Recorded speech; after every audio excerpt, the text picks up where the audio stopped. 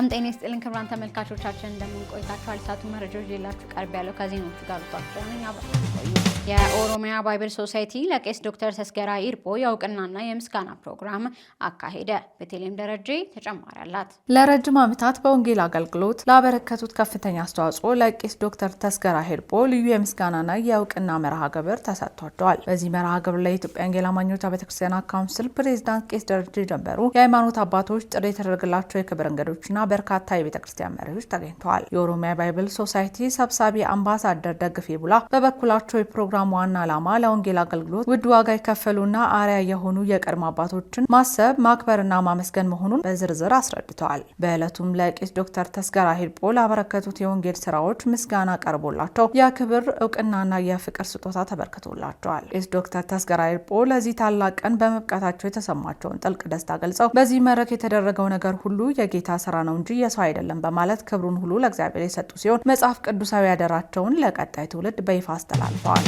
በተያያዘ ዜና የኢትዮጵያ ወንጌል አማኞች አብያተ ክርስቲያናት ካውንስል ፕሬዝዳንት የሆኑት ቄስ ደረጀ ጀንበሩ ቤተክርስቲያን አባቶች አላት በማለትም ተናግረዋል።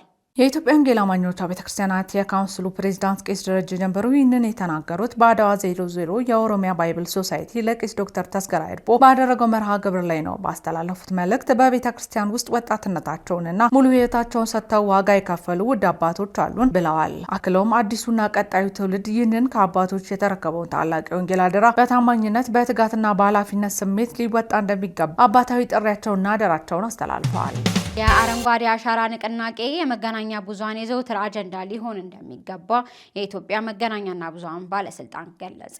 የባለስልጣኑ ከፍተኛ አመራሮች የመንግስትና የግል መገናኛና ብዙሃን ኃላፊዎችና ሰራተኞች የአረንጓዴ አሻራ አሳርፈዋል። ኢትዮጵያ መገናኛና ብዙሃን ባለስልጣን ዋና ዳይሬክተር ወይዘሮ ሃይማኖት ዘለቀ የአረንጓዴ አሻራ የአመራርና የህዝብ ቅንጅታዊ ውጤት የሀገር ገጽታም ለዓለም የማሳያ ተግባር ነው ብለዋል። ኢትዮጵያ ለተፈጥሮ እንክብካቤ ስራ የሰጠችውን ትኩረት ለዓለም ለማሳየትና ህዝቡን በንቅናቄ ለማሳተፍ መገናኛና ብዙሃን የማይተካ ሚና መጫወታቸውን ዋና ዳይሬክተሯ ተናግረዋል። የአረንጓዴ አሻራ ተግባር በወቅቶች ገደብና ሁሉን አሳታፊ የተከላ ስራውም ከተከላ እስከ ጽድቀት የታጀበ ይሆን ዘንድ ዘወትር መስራት ከመገናኛና ብዙሃን እንደሚጠበቅም ወይዘሮ ሃይማኖት ተናግረዋል። መገናኛና ብዙሃን ከግንዛቤ ባሻገር በተግባር ሰርቶ ማሳየት ተግብሮ ማስተማር አለበት ያሉት ኃላፊዋ አረንጓዴ አሻራ የችግኝ ተከላ አንዱ ማሳያ ነው ብለዋል። የተተከሉ ችግኞች ይጸድቁ ዘንድ እንክብካቤ ስራ በቀጣይ በትኩረት እንደሚሰራበትም ተመላክቷል።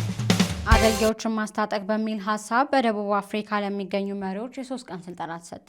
በቴሌም ደረጃ ተጨማሪ አላት። በደቡብ አፍሪካ ጆሃንስበርግ የወንጌል አብሳሪዎች ዓለም አቀፍ ቤተክርስቲያን አዘጋጅነት በተሰጠው በዚህ የ3 ቀን ስልጠና በተለያዩ የአገልግሎት ዘርፎች ላይ የሚገኙ መሪዎች የ3 ቀናት ስልጠና እንዲያገኙ ተደርገዋል። በመድረኩ መጋቢ ተስፋዬ ጋቢሶ መዘመራንና የመዝሙር ምንነት እንዲሁም አጠቃላይ ምክሮች ለአጠቃላይ አገልግሎቶች በሚል ሀሳብ እንዲሁም በደቡብ አፍሪካ የወንጌል አብሳሪዎች ዓለም አቀፍ ቤተክርስቲያን ዋና መጋቢና የደቡብ አፍሪካ ወንጌል አማኞች ቤተክርስቲያን ካውንስል ፕሬዝዳንት ፓስተር ዶክተር ብርሃኑ ታምሬ ስልጠናውን ሰጥተዋል። ከስልጠናው ባሻገር ተከስቶ የነበረው የስደተኛ ጥል እንቅስቃሴ ጾም ጸሎት የተከናወነ ሲሆን እግዚአብሔር በብዙ አቅጣጫ እየጠበቃቸው ነገሮች ወደ መጥፎ አቅጣጫ ከመቀየራቸው አስቀድሞ ብዙ ጥበቃ እያደረገ ስለሆነ የምስጋና ጸሎት ተደርገዋል። በአሁኑ ወቅትም ከቤተ ክርስቲያናት ጋር በመተባበር በርካታ ሚሽነሪዎች በተለያዩ የሀገራችን ክፍሎች ተሰማርተው እንዲያገለግሉ ድጋፍ እያደረገች እንደምትገኝም ተገልጿል። መረጃውን ከቤተ ክርስቲያኒቱ አገኘ ነው። ከውጭ ወዳገኘነው መረጃ ስናልፍም በኢራን ክርስቲያንና ሳተላይት ቲቪ ጣቢያዎችን መመልከት ወንጀል ተደረገ።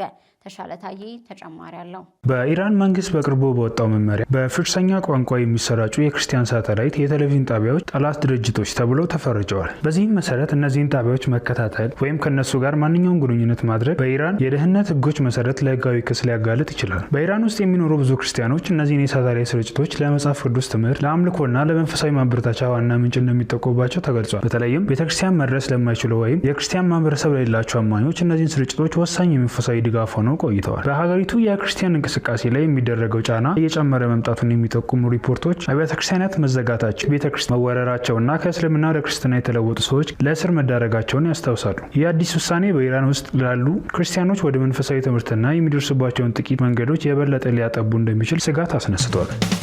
ተመልካቾቻችን ለዛሬ ያዘጋጀንላችሁ መረጃ እስካሁን ያተላችሁትን ይመስል ነበር። መረጃውን ወደ እናንተ ያደረስኩኝ ከመላ ስቱዲዮ ባለሙያዎች ጋር እኔ ሩቱ አክቹራ ቆይታን አደረኩኝ። መረጃውን ያዘጋጀንላችሁ የሩቱ አክቹራና ባልደረባዬ ቴሌም ደረጃ በጋራ በመሆን ነው። መልካም ቆይታ